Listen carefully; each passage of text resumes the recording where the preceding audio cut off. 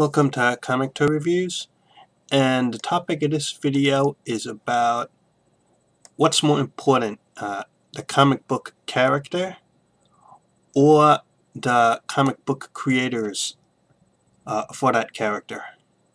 It's a debate that has been going on for a long time, and I don't expect to have the answer to that question here, but just my view on the topic.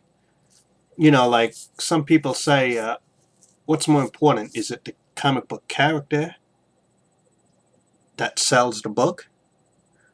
Or is it the creative team that sells the book?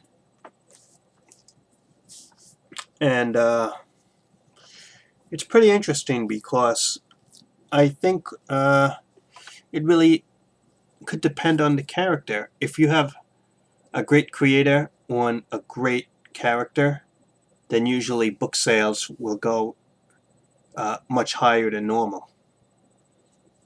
But I think we also have got to face the truth that a popular and a well-known comic book character can outlast bad creative teams. There have been some bad creative teams that have ruined potentially good comic book characters that never were able to establish themselves as top characters that lasted. And I'll talk about that, and that is how creative teams can ruin characters before they really became somebody, and that therefore the character is really a nobody now. But first we gotta talk about the big names, the big heroes, the big characters. Even if they have a bad creative team or a series of bad creative teams, since they're a character that's been around so long that it's just gonna still be a popular character.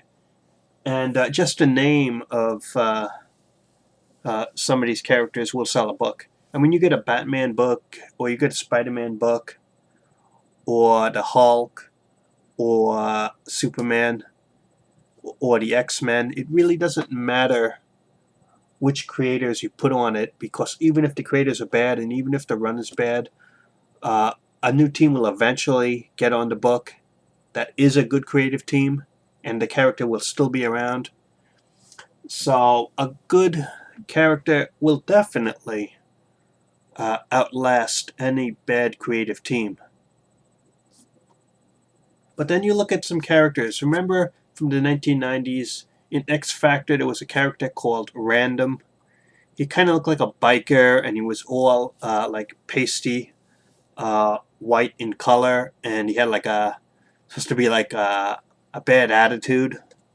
And it was a character with some real potential, and some bad creative teams went on it with some bad ideas, and the character now is pretty much a nobody. And then you look at Exodus. That was another character from the early 90s who had potential to be a really good villain. And then some bad creative ideas happened with the teams that were on the character. And the character now is pretty much a nobody. Or even you look at the original Azrael at DC Comics. And the original one, the one who replaced Batman, he was a good character. And then he had a solo series, and he lasted for a while.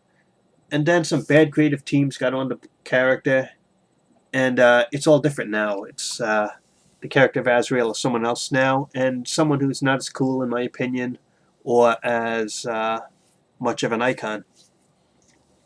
And that's what happens if you have a good character who's starting out, and it's a pretty hot commodity, and you don't have a good creative team on it, or you put a bad creative team on the character.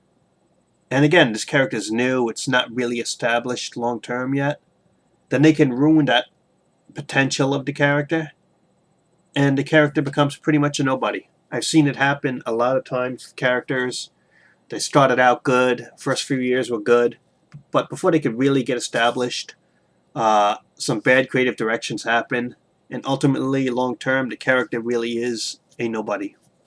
It's unfortunate, but it happens.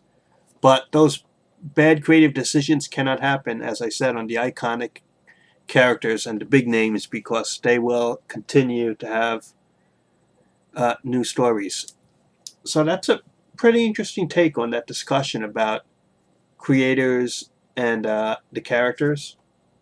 I think also that if you look at some creators, like artists especially, sometimes when they strike out on their own book and on their own series, it doesn't sell well, or it really doesn't go anywhere in terms of sales.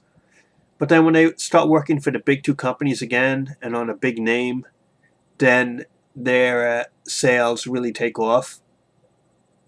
So in a way, if you're a popular comic book creator, your sales potential in terms of selling more books is really helped if they're linked with a popular character. But on their own and on their own projects, I wouldn't say that it really sells more. It's very rare if it does.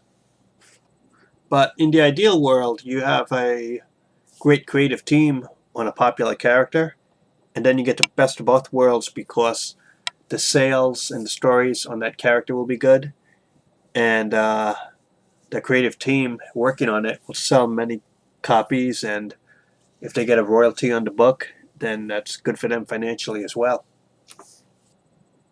So in the end, both factors are important to sell comic books, but don't forget that comic book characters, the popular ones, will outlast creative teams. You know, creators get old, but these comic book characters really don't age. They're timeless, and they'll be waiting for new creative teams in the future.